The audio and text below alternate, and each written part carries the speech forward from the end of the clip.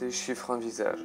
Guilherme vivait avec sa famille. Désormais, je ne vois plus qu'un foyer déchiré, regardant leur père exilé.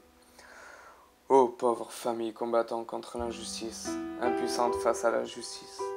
Une mère anéantie par la perte de son mari, Guilherme ne tombera jamais dans l'oubli.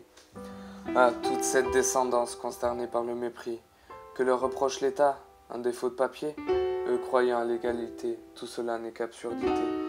Alors qu'ils travaillent et paient leurs impôts, ils sont considérés comme de simples animaux.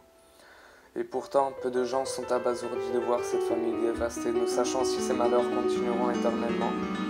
Ah, quelle tristesse de voir toute cette inégalité tomber sur cette famille pleine de courage et de partage qui finira par se faire rejeter puisqu'on les considérera comme immigrés. Et par cela, leur vie en sera affectée. Oh Dieu, sommes-nous juste classifiés ou considérés comme des êtres humains? Aurons-nous le même destin ou vivrons-nous dans la misère et le désespoir?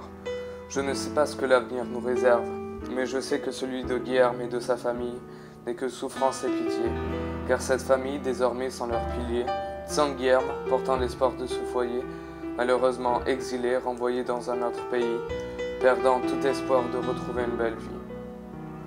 En arrivant devant la préfecture du Rhône, j'étais dégoûté de voir comment sont traités les hommes. Ces hommes qui se sacrifient pour la France, mais qui finissent privés de leur liberté.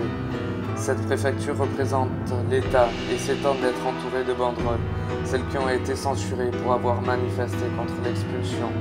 J'enrage de constater que tous ces êtres humains ont été méprisés, tout cela pour leur couleur de peau, sans jamais qu'ils puissent dire un mot.